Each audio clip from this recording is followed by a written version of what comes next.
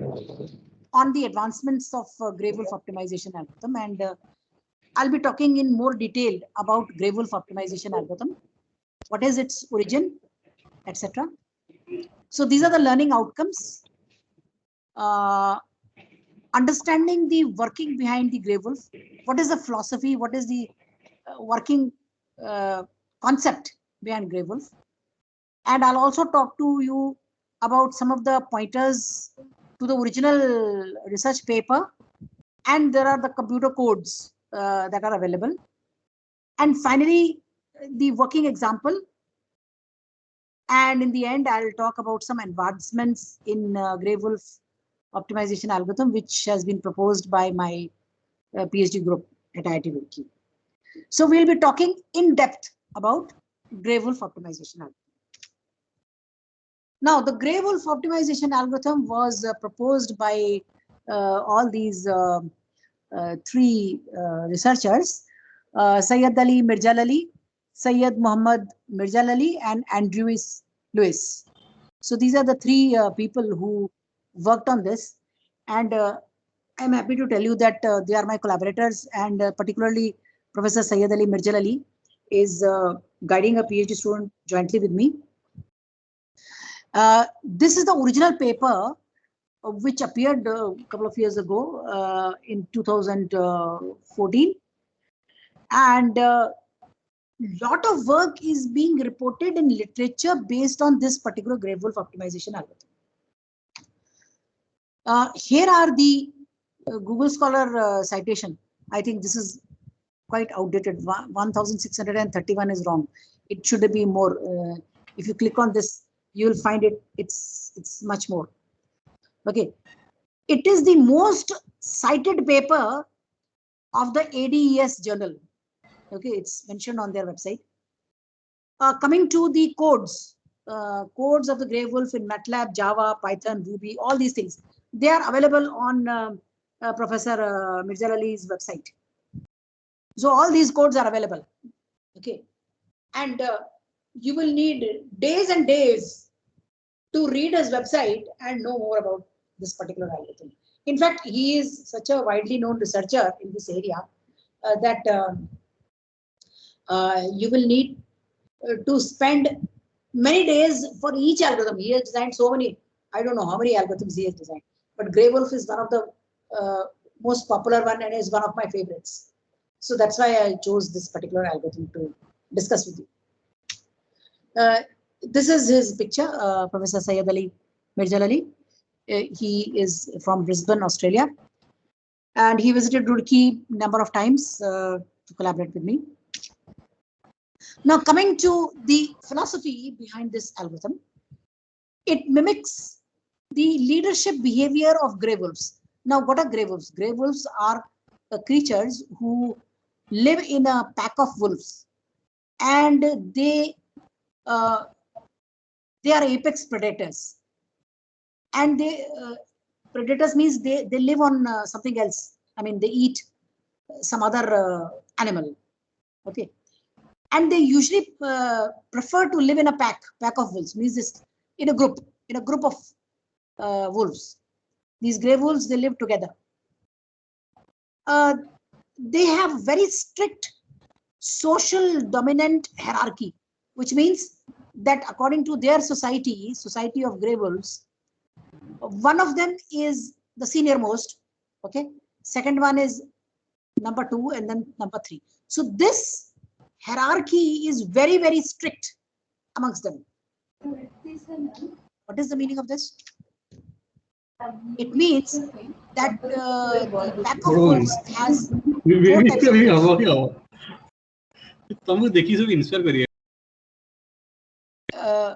The pack of wolves, there are 4 types of wolves. The first one is called the alpha wolf. He is the leader. Everybody has to follow him. He is the leader, and there is only single alpha wolf, only one. It's unique. Similarly, beta is also unique, but there could be more than there could be more than 2 betas, but usually we assume that alpha, beta, and delta, they are unique. Okay. Omegas could be more than one. So according to this hierarchy, alpha is followed by beta, beta is followed by delta. So they are all unique, alpha, beta, and delta. Omega could be, the remaining ones are the omegas. So this social hierarchy of gray wolves is going to be translated into our gray wolf optimization algorithm. Now, what do? They hunt for their prey.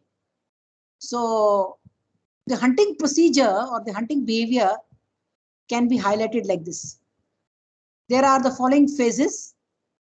The main phases of gray wolf hunting are 3 phases. First one is tracking, chasing, and approaching the prey. That is the first phase. Means they are going to track the prey and then run after it, that is chasing the prey, and then approaching means come closer to it. Keep on thinking about the optimization that we are going to design, the optimization algorithm that we are going to design based on this. Tracking means we'll first track where is our prey. Prey is our minima. Their prey is our minima. Okay, so we are going to track the minima and then chase the minima, that is run after it, and then approach means come closer to it. The second phase is pursuing and circling and harassing the prey until it stops moving. So this is the second phase. That is, the prey is going to be encircled in such a way that it is going to stop moving. It will not go here and there. It will be encircled. And finally, attack the prey. So this is the 3 phases of the hunting behavior of gray wolves. Exactly same thing we are going to translate in our gray wolf optimization algorithm. Okay, here is a pictorial representation to illustrate how these gray wolves, they behave. The steps in the hunting by gray wolves. A is the chasing, B to D is the pursuing and encircling, and E is the final attack. Now, geometrically, this concept can be visualized in this 3-dimensional diagram. Here you see this is the prey, okay, and this is the gray wolf. It is being modeled like this in a 3-dimensional. Of course, in general, this is applicable for any n-dimensional problem, but we are trying to visualize it using the 3-dimensional case because it's simple to do the 3-dimensional visualization. So the prey is going to be modeled like this, and similarly the gray wolf is going to be modeled like this, so that many wolves can attack the prey.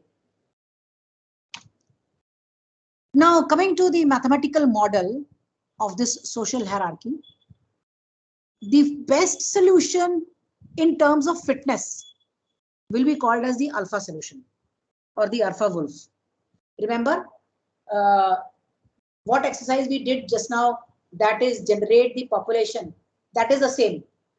That is use random numbers to generate an initial population, evaluate the fitness on each of those population. Okay, and then find out which one is the best in terms of fitness. That you didn't do right now. You can do it later on. That is, find out the best wolf and call it as alpha wolf. Similarly, the second best, call it beta. Obviously, you need to arrange them in an increasing order of fitness. When you arrange these randomly generated solutions according to their fitness, you will get the best solution, second best solution, and third best solution. So best is called alpha, second best is called beta, and third best is called delta. And the remaining ones are called the omega. So this is the mathematical way in which you can model your initial population.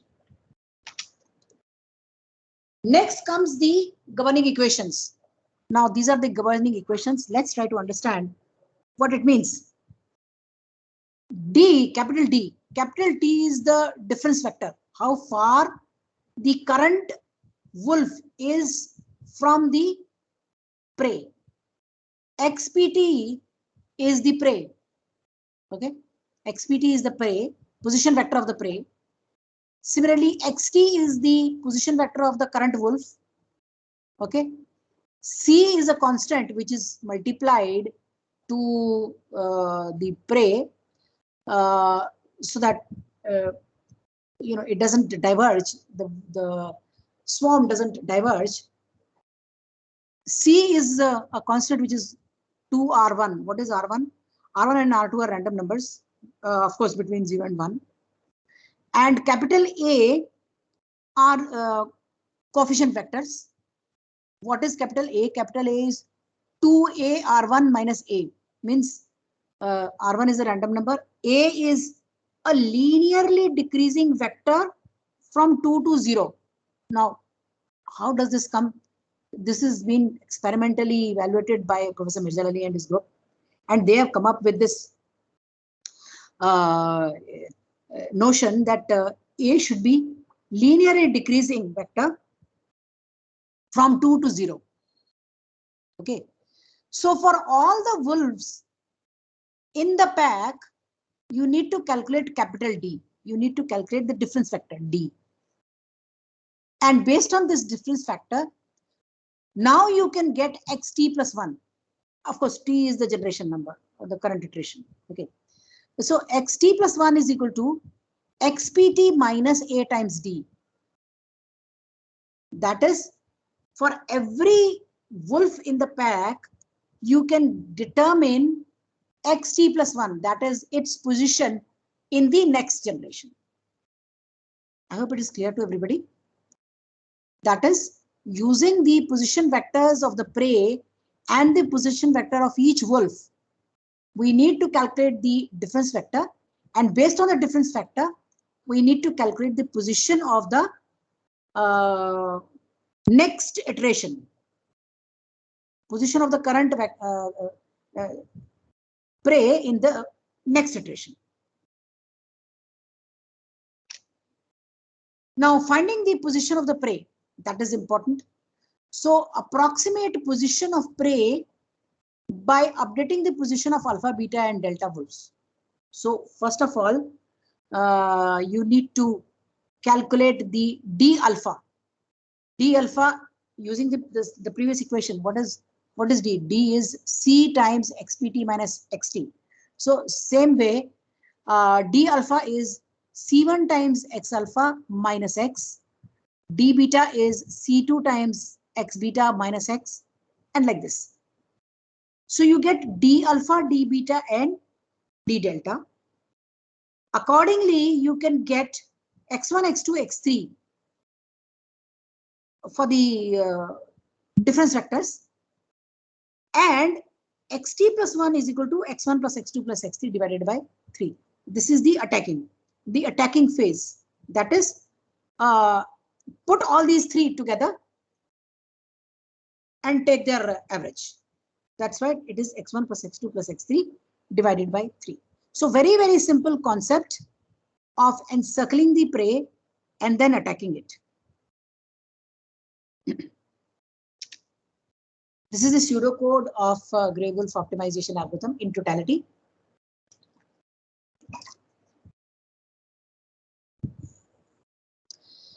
It says that initialize the population of grey wolves, call it X1, X2, etc. Initialize the parameters A, and C. Calculate the fitness of each search agents. Determine the alpha, the beta, and the delta.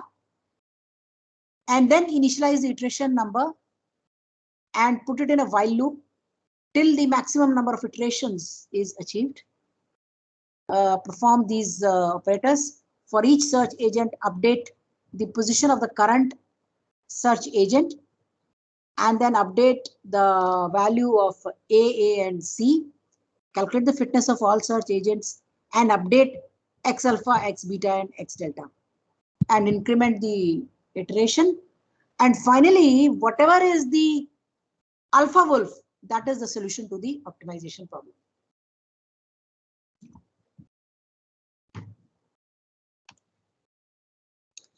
Now let's come back to our good old example, x1 squared plus x2 squared.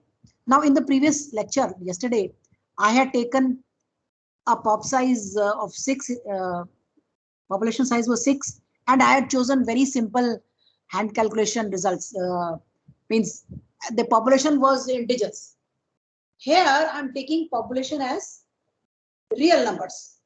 So here 5, population size is 5, okay, and I'm choosing x1 and x2 as real numbers between -5 and 5, and I'm generating it randomly and evaluating the fitness.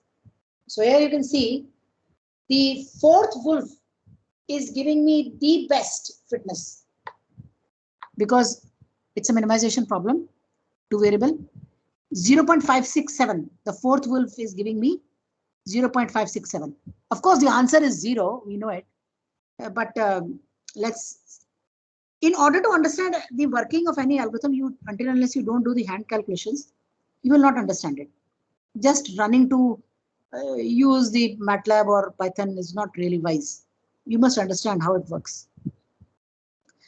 So alpha wolf is the fourth wolf. Similarly, beta is the second wolf because it gives you 7.89. And delta is the third wolf. Okay. And the other two, that is the first and the fifth one, they are the omega wolves. So this is our initial population.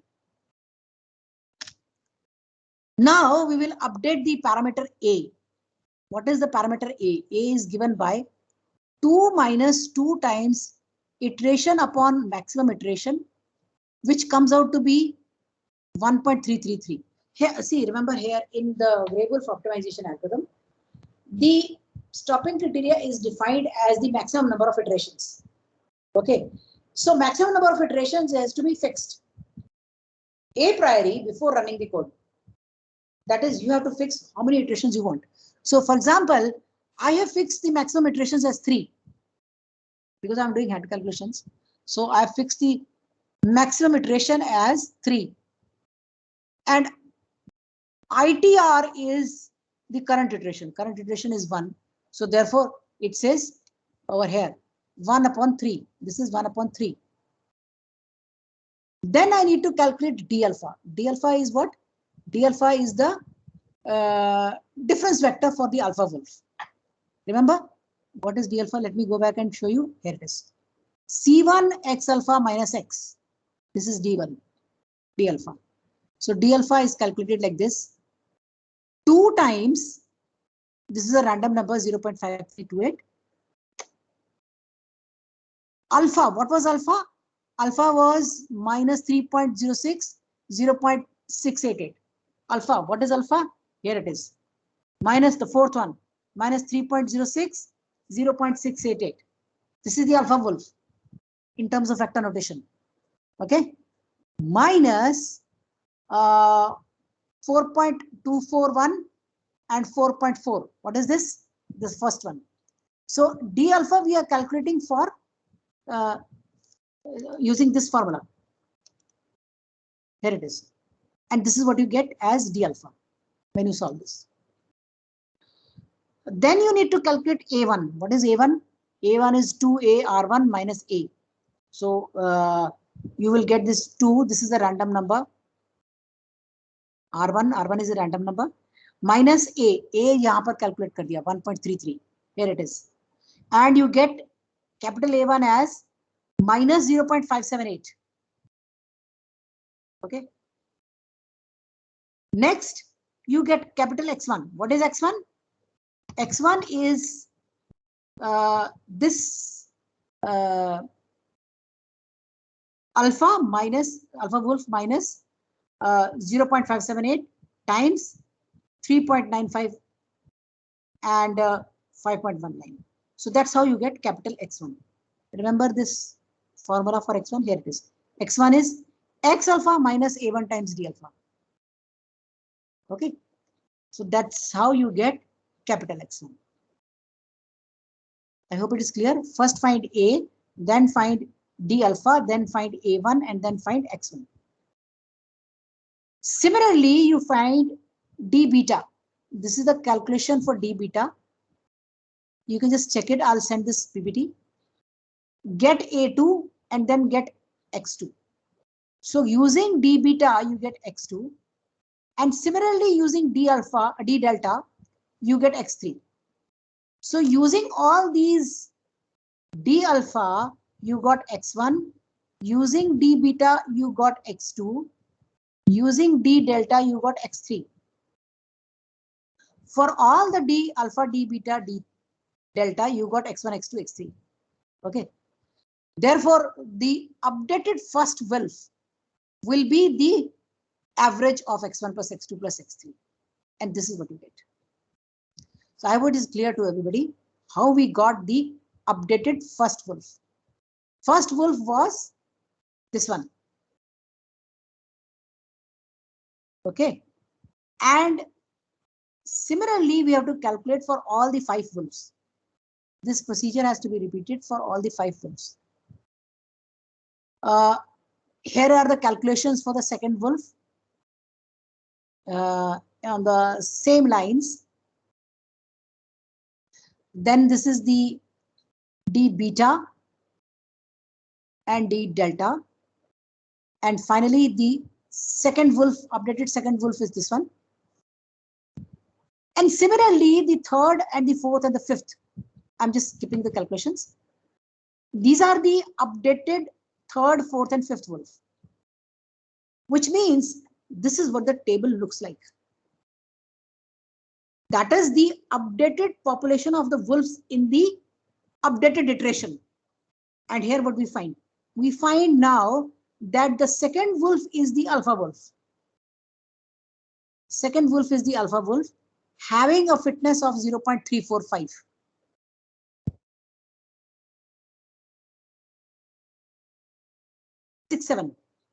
In the initial population it was 0.567.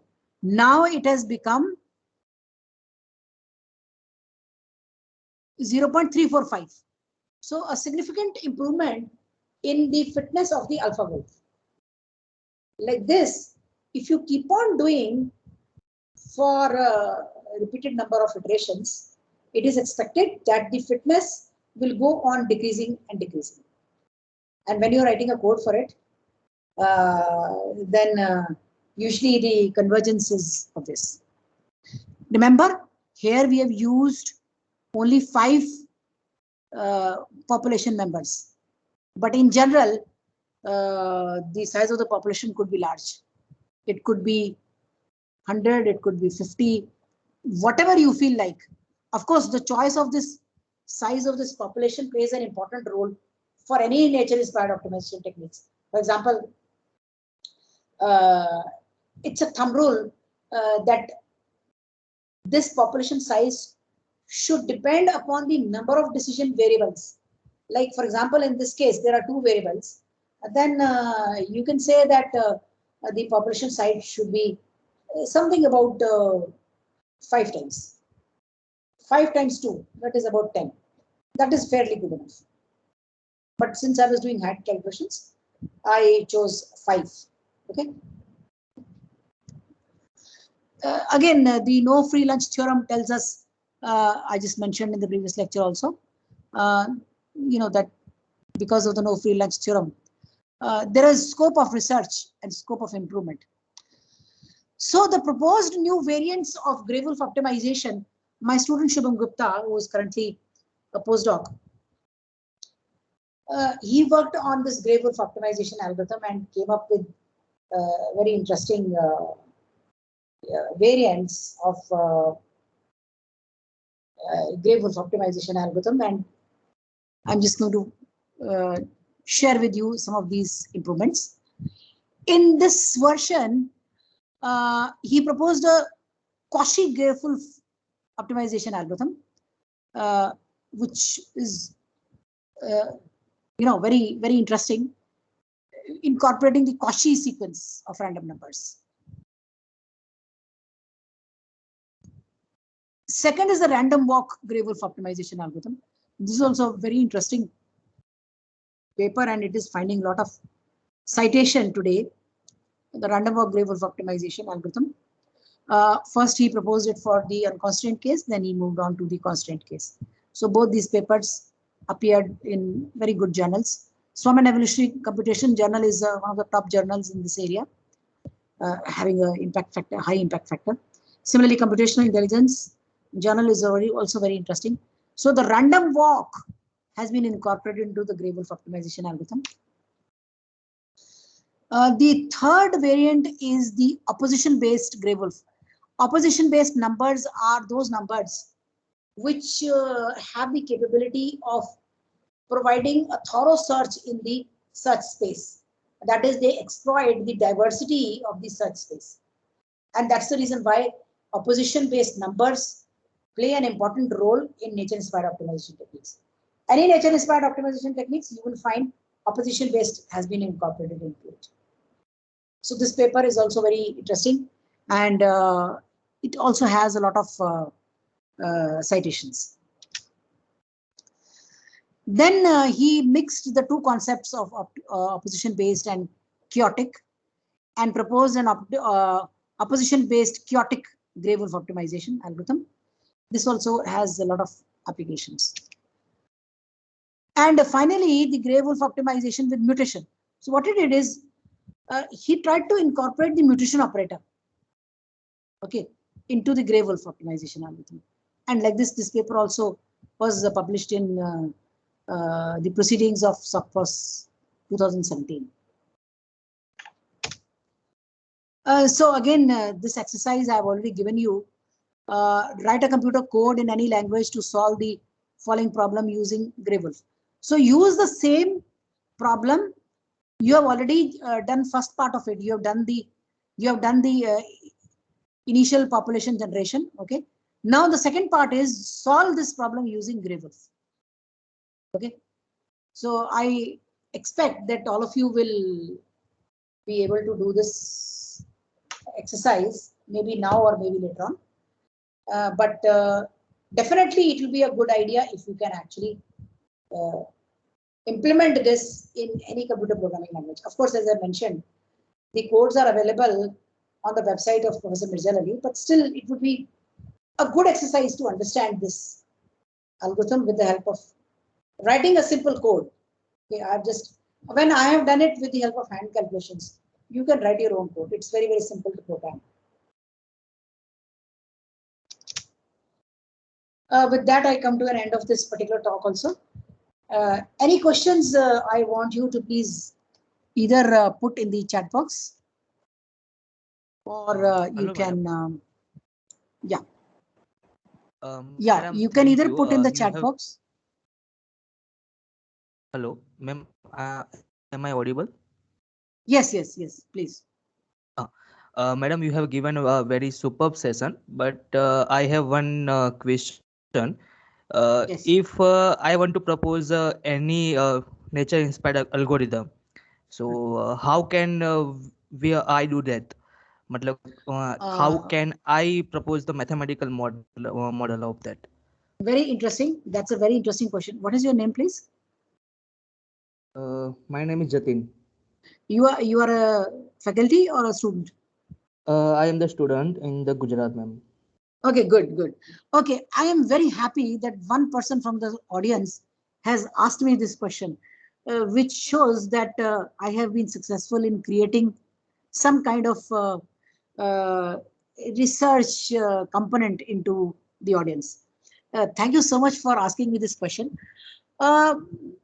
Now, the answer to this question is that in order to design a new computational algorithm, you need to observe the environment and you need to observe the nature. Okay. Whatever you observe in the nature, try to figure out what is the behavior of that particular nature. For example, any living organism, let's say snakes, for example, snakes. So you observe the behavior of snake, how it works, how it behaves. Okay. And then try to model it into mathematics, into an algorithm. Now, the snake, for example, is wiggling, it's a waggly behavior. It lays its eggs, and it is said that when the snake it lays its eggs, it encircles all the eggs within itself. Okay, like this you can understand the phenomena of that living creature, implement it into the algorithm in the form of mathematical models, and then once you have done the modeling, next is the testing. So how do you do the testing? You use the benchmark problems which are available on in literature, and show that your algorithm is comparable to the existing algorithms. Now that is a very challenging task, very challenging task, because when you are going to compare your algorithm with the existing algorithm, there are many issues. One is, if you want to compare with PSO, which version of PSO you should use? Or for example, if you are going to compare with Grey Wolf, which version of Grey Wolf you should use? Should you use the original version of Mirza Ali, or should you use the Grey Wolf algorithm optimization modifications that we have proposed in IIT Roorkee?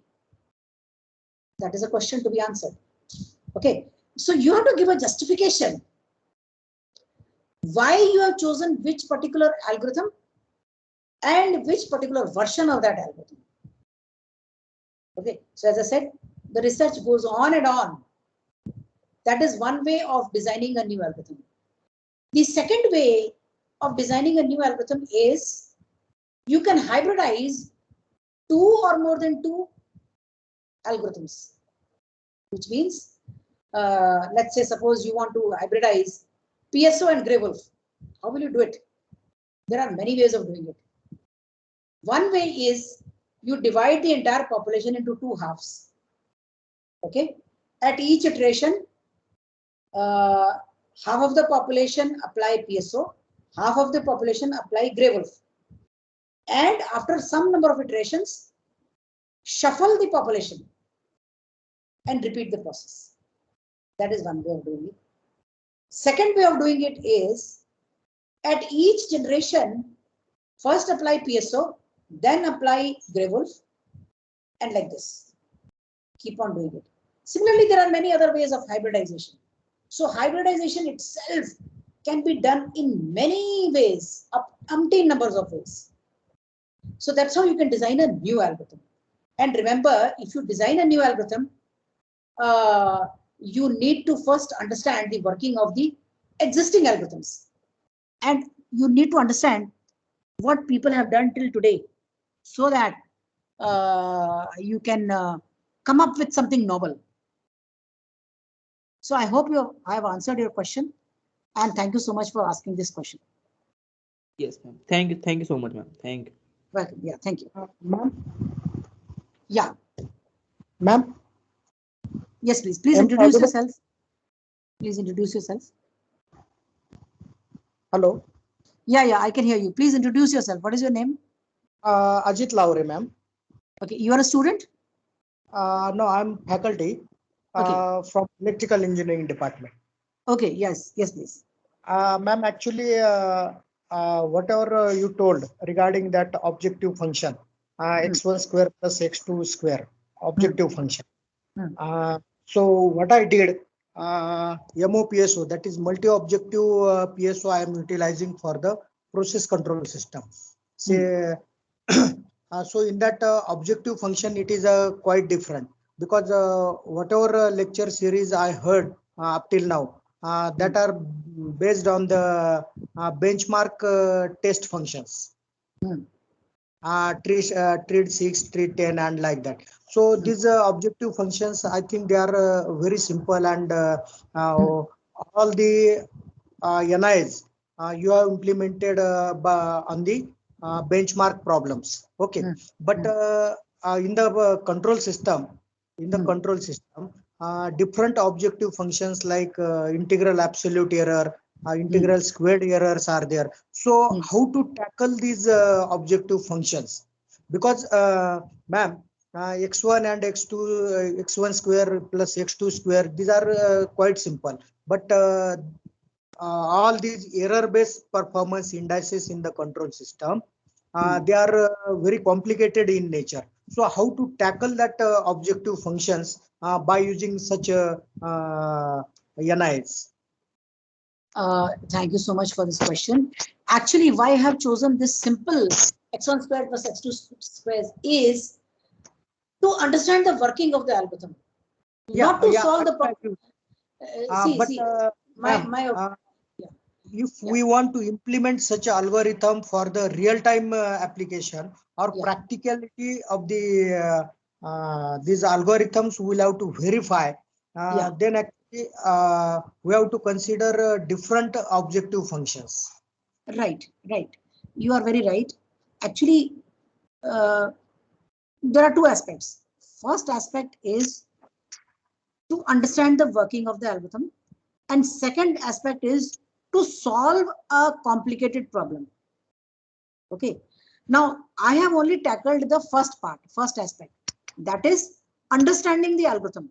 So in order to understand the algorithm, I have chosen a very elementary problem so that we can understand the problem. The second aspect is how to solve a given problem. I think I can share with you some problems where my students have worked on really. In fact, you look at my research papers, you will see some of my students, they have worked on highly complicated problems. In the sense, let's say, let me just, if I can find out quickly, maybe, yeah, I think I'll have this.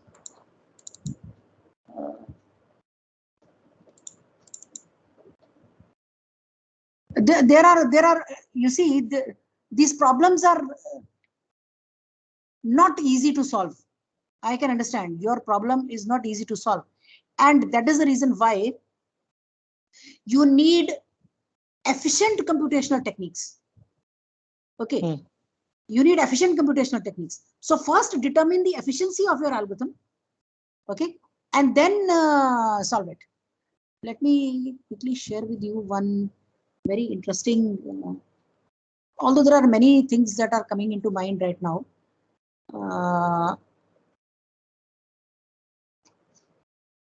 Just a minute. If you give me just 1 minute, I'll share with you one of the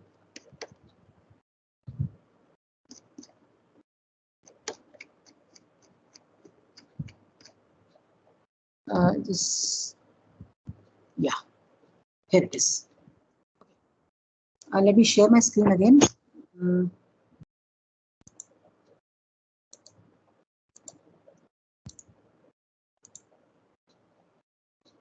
This is the one. Share screen.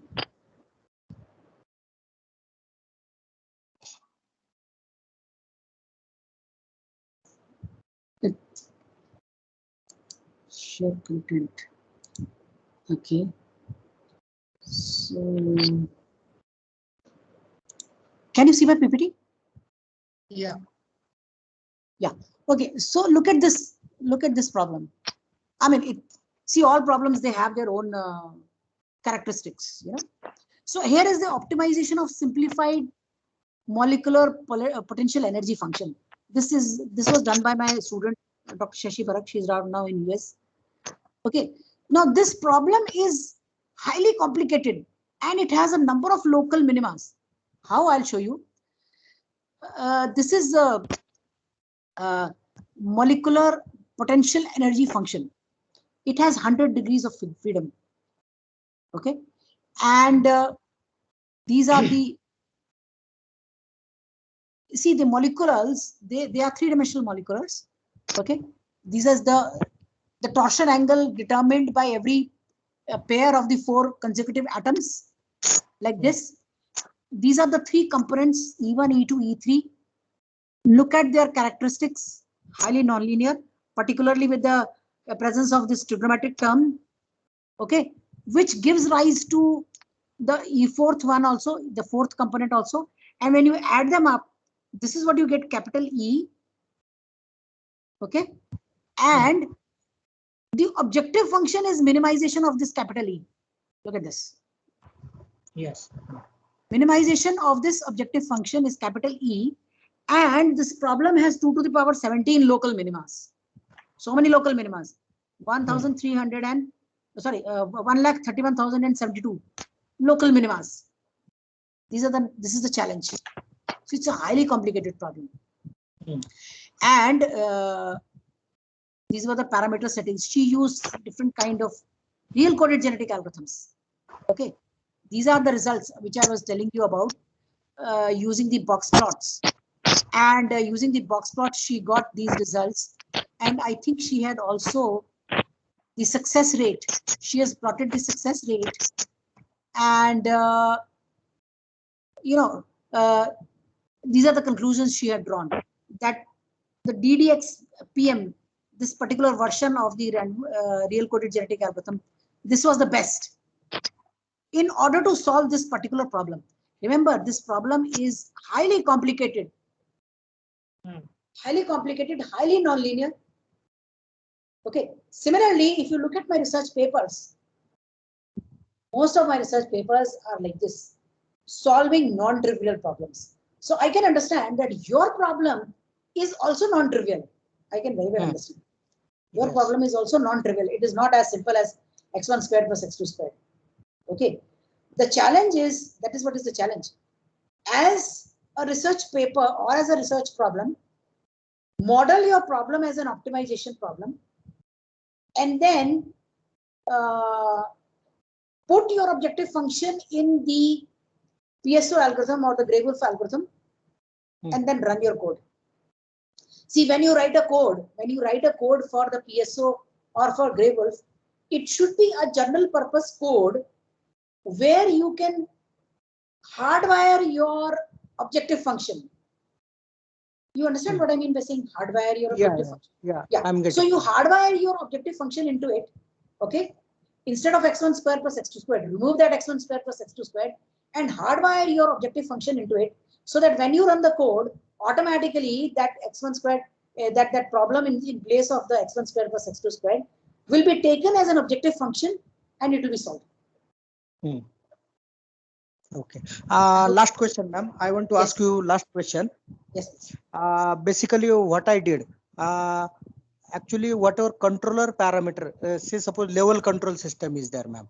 I have designed the controller, say PID controller. Okay. So what I did here, lower and upper bound I have assigned for the controller parameters. Okay. And then by using the NSGA2 technique or MOPSO, I found the best or optimal values of the controller parameter. Means actually I have done the optimization for the controller. Okay. Hello. Yeah. But what is my observation, ma'am? Okay, say suppose hardware it is concerned, then actuator it is there, and for 1 second, I am getting the iterated values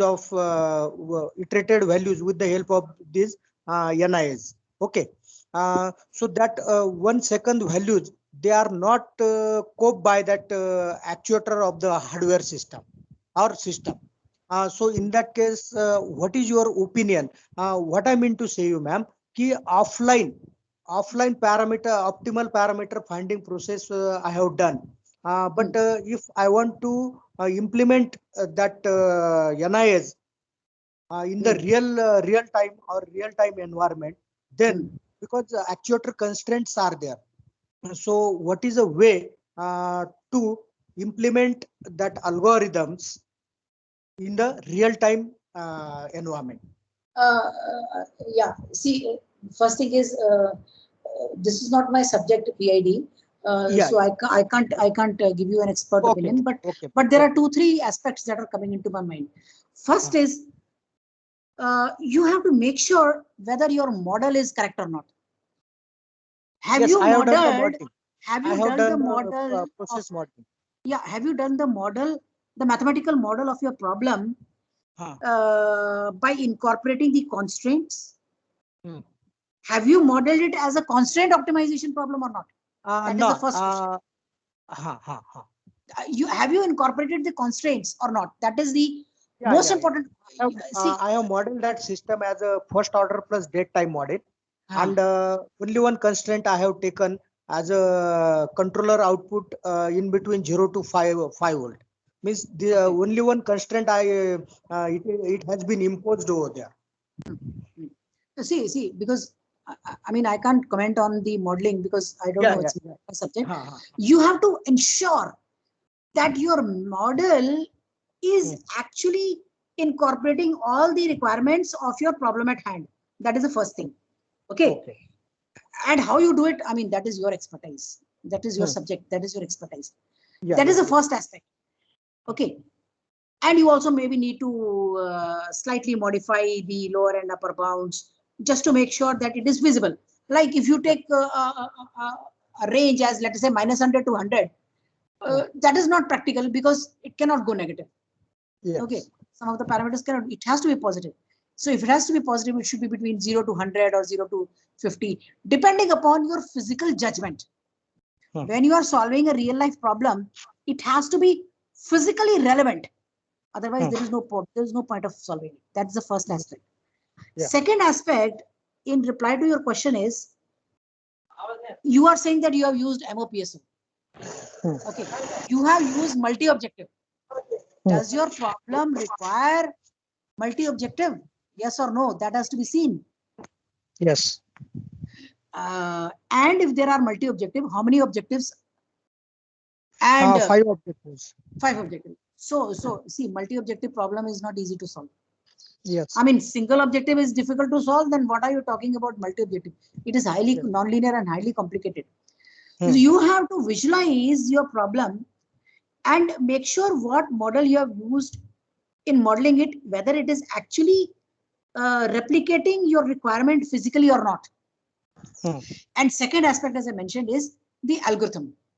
Which algorithm? See, NSGA is a very famous algorithm. NSGA2 is a very famous algorithm. And in fact, it has been, newer versions are also coming up.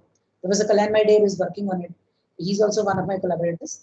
He's also working on this NSGA improvement. What algorithm you are using? Are you using NSGA? Are you using PSO, MPSO? Okay, that also will, in fact, for multi-objective, Grey Wolf is also there. Yeah. You need to make a comparison and need to decide which particular multi-objective nature-inspired technique is best suited for your problem at hand. Because your problem is your problem, and it is as I said, because of the no free lunch theorem, you have to decide which particular algorithm is best suited for your algorithm, for your problem. Your problem. Because these algorithms are problem specific. Yes. These algorithms are problem specific, and depending upon your problem at hand, you have to make a decision which algorithm is giving you the best results, and then only you have to proceed further. So you have to do some amount of spade work in the sense of some experimentation.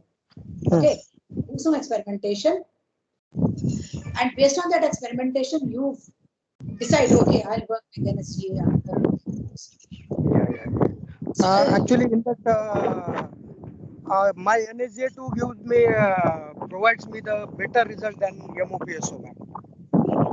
Okay. Because a real-time result also I have tabulated or calculated. So my final conclusion in that paper it is कि NSGA2 it gives the better performance than the MOPSO. Great. So that means your problem is well suited for NSGA. You have already done it. Yeah. That's great. Usually I know there is a lot of work is being done in PID controller. Lot of work is being done in PID controller, and and in fact people have written books and books on it. Actually, in that I have compared that sliding mode controller using NSGA2 with PID controller with NSGA2 method and MOPSO. Good. Okay. You can try some other algorithms also, just to make sure. I mean, you can give it to a student. He can just make the comparisons.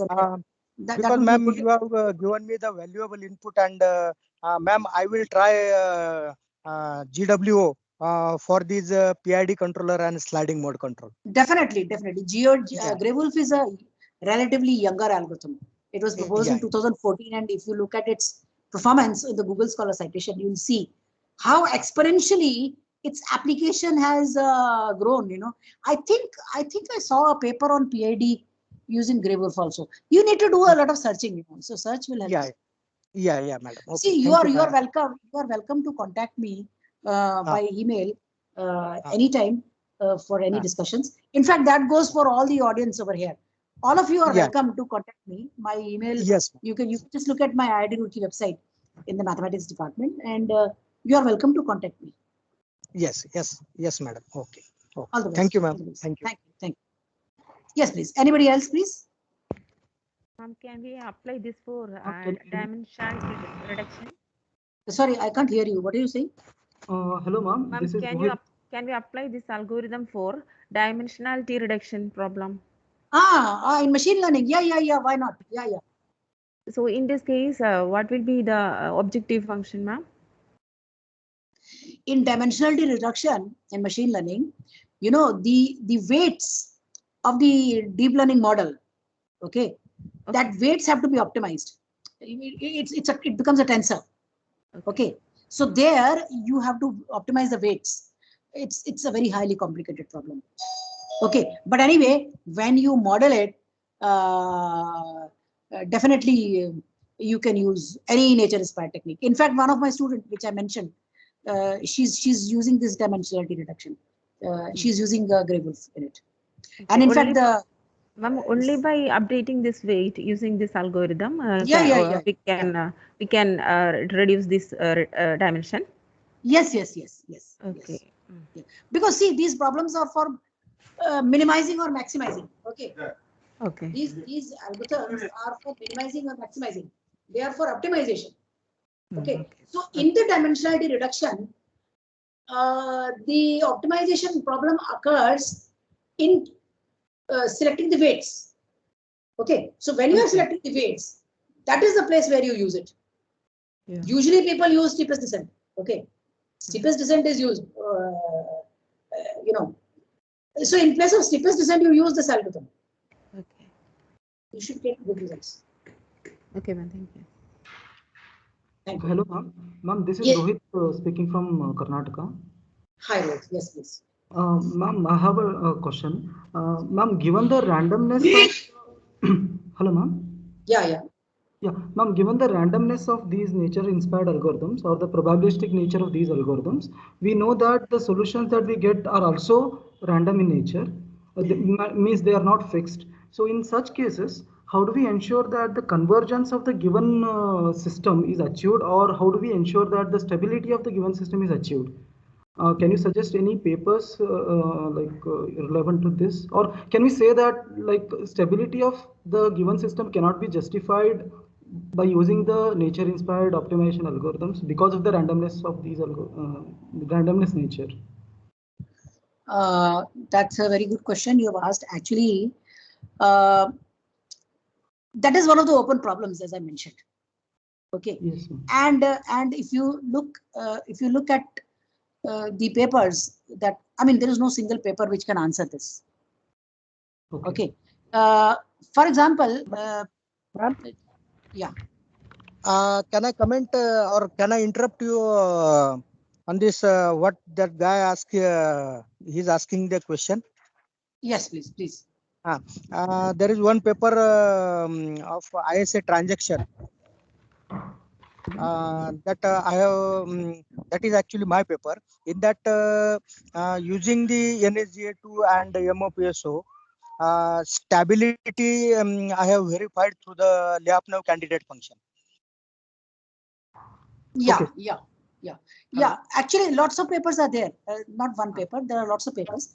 In fact, if you just allow me, the same PPT. Let me just come back to the same PPT which I showed you of my student. Here you will see, of course, stability is an issue which will depend on different problems. So, for example, in this second problem which she worked on, this is the problem on stable conformation of small molecules. Here, we want to look at the stable conformation of the molecules. So this becomes a highly complicated problem. And again, what she did is she looked at these kind of molecules. Okay, and let me just come to the results. Here is the model. Here is the mathematical problem, the optimization problem, and these are the parameter settings she used. Yeah, this is the convergence graph. Look at this convergence graph. She has used so many versions of real coded genetic algorithms. Okay, and starting from the same population, she has shown the convergence. What do you mean by stability?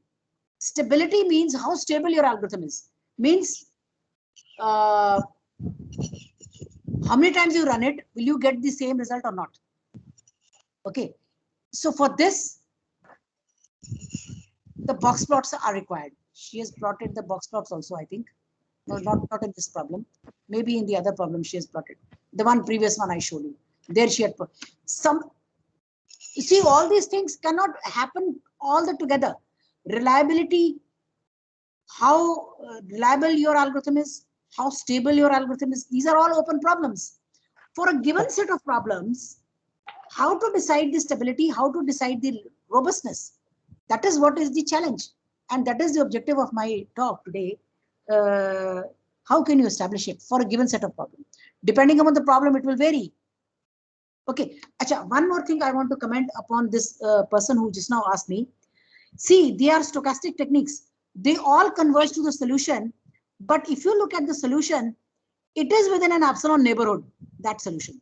Because numerically speaking, if your answer is, let us say, 0.5, some results will give you 0.51, some will give you 0.49, but they will be within an epsilon neighborhood.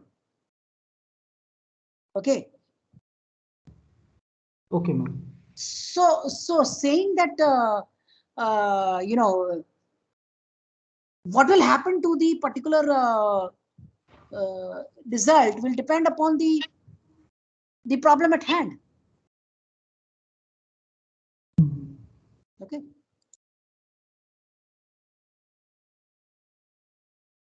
Okay, ma'am. Thank you so much. Yes, please. Anybody else? Ma'am, this is regarding only the parameter selection. This is Dr. Preeti from Sri Vishwakarma Skill University. Yeah. And I have been query regarding the parameter selection. In some papers, it is mentioned that we are taking the same parameters that are being taken in the benchmark, that is on the base basis.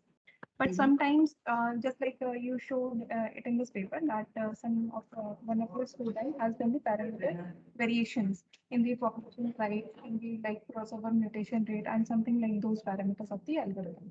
So, what is the correct method? Either we should go for the variation of the parameters, then obtain the minimum solution for the defined problem, and then select those parameters, and then run for the number of iterations. Or should we go for the parameters defined in the base paper of any algorithm? No, I would not suggest that. Don't go into the suggested parameters. You see, okay, let me give you an example to reply to your question. See, when crossover and mutation were proposed, it was said that crossover probability should be more than 0.75. Means it should be between 0.75 and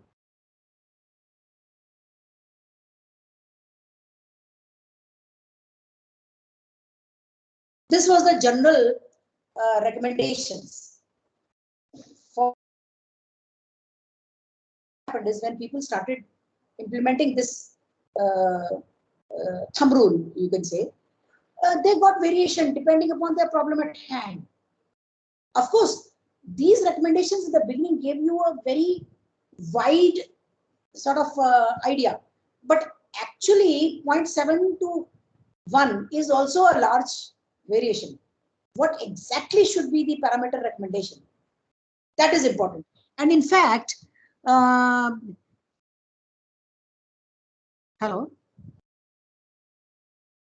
Yes, ma'am. Can you hear me?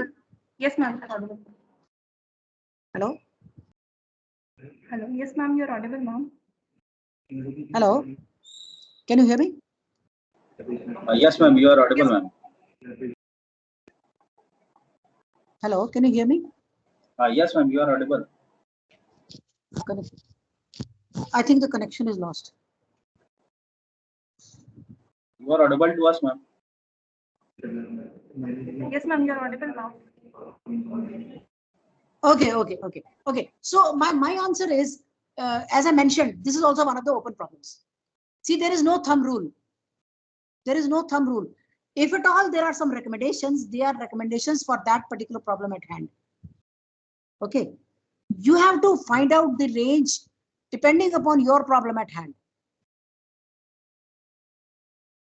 Okay, ma'am. Thank you for the wonderful question. Thank you.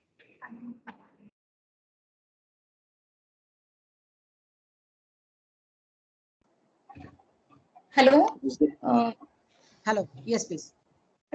Yes, ma'am. Just I want to ask, like, can we apply these algorithms in live streaming in case of P2P network? So, what about the computational power required in real time? Is it possible for every peer to calculate the objective function for the peer selection like that? I'm not very sure about this particular problem of live streaming. If you can model your live streaming problem as an optimization problem, then the answer is yes. I don't know how you can model it as a optimization problem. See, these problems are general purpose problems for any optimization problem. If you can model your problem as an optimization problem, then yes, you can. But I don't know if you can model your problem as an optimization problem or not. I'm not very sure about that. Okay, so what about the computational power required for this? I don't know. I can't say about that. I can't say, because how will you model it? See, how will you model your problem as an optimization problem? That is the modeling part. I'm not sure about that.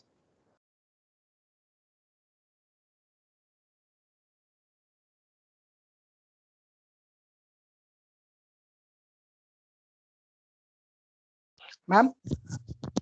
Yes, please. Hello. Last question. Can the converged system be a stable, or stable system can be converged? What do you mean by that? जो पहले आपने graph दिखाया था ma'am, your parameters, they are converging, cost function convergence graph. So in that, can as per your opinion, suppose my system gets converged, then can we conclude that it is a stable one, or stable system can be converged? I can't reply to that particular question, because it will depend upon many factors.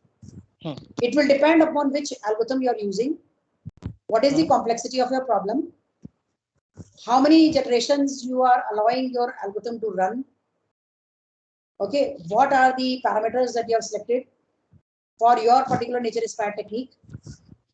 So all these questions have to be answered. Only then the answer to your question is available. Yeah. See, that's why it's a research problem. Had it been so simple, there was no question of research in it.